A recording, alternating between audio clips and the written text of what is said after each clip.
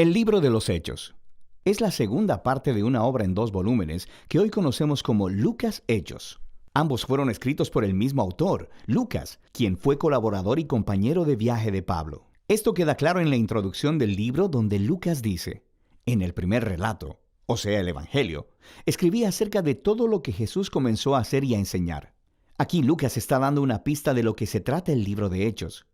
El primer volumen fue acerca de lo que Jesús comenzó a hacer y a enseñar. El segundo volumen, entonces, será acerca de lo que Jesús continuó haciendo y enseñando. Lo que nos lleva a un punto muy interesante acerca del nombre tradicional, pero no original del libro: Hechos de los Apóstoles.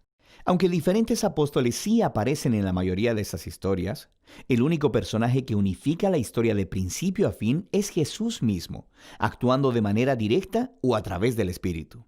Así que el libro sería más adecuadamente llamado Hechos de Jesús y del Espíritu. La introducción del libro recuenta cómo el Jesús resucitado pasó 40 días con los discípulos, enseñándoles acerca del reino de Dios. Esto se conecta con la historia del Evangelio de Lucas, donde Jesús declaró que estaba restaurando el reino de Dios en el mundo, empezando con Israel. Así que él llamó a Israel a vivir bajo el reino de Dios, siguiéndole a él. Y él fue coronado como rey cuando entregó su vida, y así conquistó la muerte con su amor. De manera que el libro de Hechos comienza con el Rey Jesús resucitado, instruyendo a sus discípulos acerca de la vida en su reino. Él promete que el Espíritu vendrá pronto y los llenará con su presencia personal. Y esto cumple una de las esperanzas clave de los profetas del Antiguo Testamento, que en el reino mesiánico, la presencia de Dios, su Espíritu, vendría y moraría entre su pueblo en un nuevo templo y transformaría sus corazones. Jesús dice que cuando esto suceda, el Espíritu empoderará a sus discípulos para ser mis testigos en Jerusalén, Judea, Samaria y hasta lo último de la tierra. Después de esto, Jesús es llevado de su vista en una nube, una imagen tomada del capítulo 7 del libro de Daniel. Allí se muestra cómo Jesús está siendo entronizado como el Hijo del Hombre, que fue vindicado después de su sufrimiento, y ahora comparte el gobierno de Dios sobre el mundo y promete que un día volverá. Así que los temas principales y el diseño del libro de Hechos fluyen de este capítulo inicial. Esta es una historia acerca de Jesús guiando a su pueblo por medio del Espíritu para ir por el mundo e invitar a todas las naciones a vivir bajo su reino. Así que la historia comenzará con ese mensaje esparciéndose en Jerusalén y luego a las regiones vecinas de Judea y Samaria, llenas de gente no judía. Y de ahí a todas las naciones hasta los confines de la tierra. Este video solo se enfocará en la primera mitad del libro. La sección enfocada en Jerusalén comienza con los seguidores de Jesús esperando hasta la fiesta de Pentecostés, cuando muchos peregrinos judíos de todas partes del mundo antiguo estarían en la ciudad. Y el Espíritu Santo viene sobre los discípulos como un gran viento, y algo similar a llamas de fuego aparecen sobre la cabeza de cada persona. Y juntos empiezan a anunciar y contar historias de las grandes obras de Dios, y están hablando en todos estos idiomas diferentes que no conocían antes, pero todas las personas que estaban reunidas les entendían perfectamente. Ahora, para poder ver lo que Lucas está enfatizando en esta historia, es crucial que veamos las raíces de estas imágenes en el Antiguo Testamento. Primero, el viento y el fuego es una alusión directa a las historias de la presencia de Dios, ardiente y gloriosa, llenando el tabernáculo y el templo. También conectada a las promesas proféticas de que Dios vendría y moraría a través de su Espíritu en el nuevo templo del reino mesiánico. Así que aquí en Hechos, la presencia ardiente de Dios viene a morar no en un edificio, sino en su pueblo. Lucas está diciendo que el nuevo templo prometido por los profetas es la familia del nuevo pacto en Jesús, el pueblo de Jesús. Lo que conecta con la segunda cosa que Lucas está tratando de decir aquí.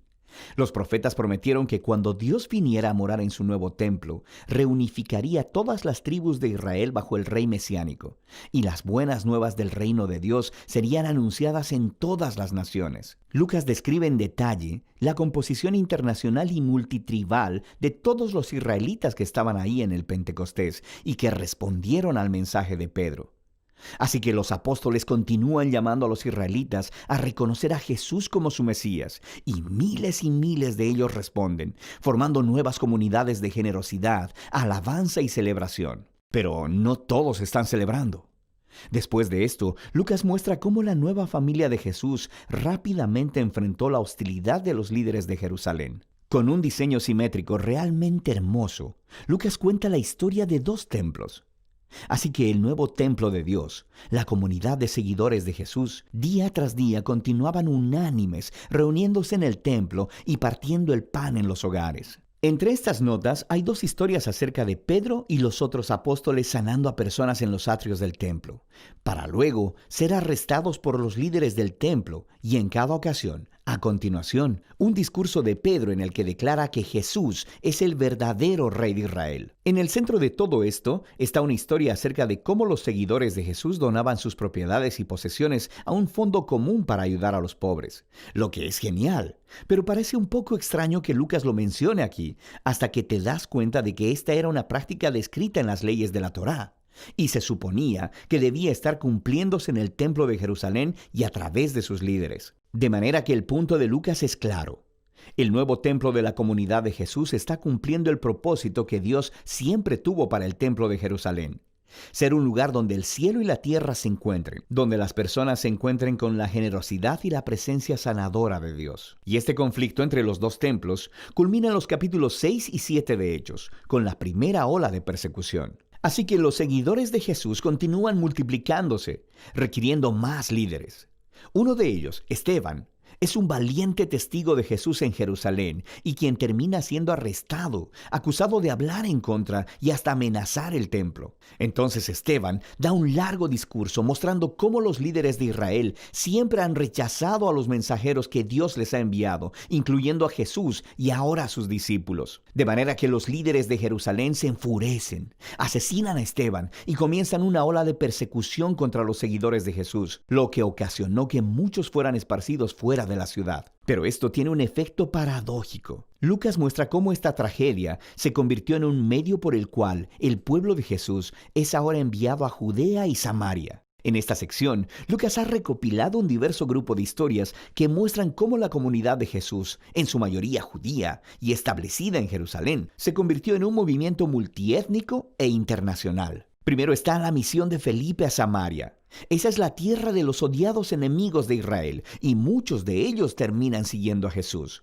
Luego tenemos la conversión de Saulo en Tarso, después conocido como Pablo. Él era un enemigo declarado y perseguidor de los seguidores de Jesús, hasta que conoció personalmente al Jesús resucitado y se convirtió luego en un defensor apasionado del nombre de Jesús. Le sigue la historia de Pedro, quien tiene una visión acerca de cómo Dios no considera a las personas no judías como ritualmente impuras o indignas de unirse a la familia de Jesús. Así que Pedro es guiado por el Espíritu a la casa de un soldado romano, llena de personas no judías, y todos responden a las buenas nuevas acerca de Jesús. De hecho, el Espíritu se muestra tan poderosamente sobre ellos, como lo hizo con los discípulos judíos en el capítulo 2. Todos estos temas se unen en el establecimiento de la iglesia de Antioquía, la iglesia más grande y cosmopolita en esa parte del Imperio Romano. Y Lucas nos dice que Bernabé, un líder judío de la iglesia de Jerusalén, se trasladó junto con Pablo para ayudar a dirigir a la comunidad de esta iglesia. Y así se convirtió en la primera iglesia grande y multiétnica de la historia, y donde los seguidores de Jesús fueron llamados cristianos por primera vez. Y es desde aquí que los primeros misioneros internacionales fueron enviados. Así que vemos la comisión de Jesús haciéndose realidad. Y eso nos lleva al resto de la historia de Lucas. Por ahora, esta es la primera mitad del libro de Hechos.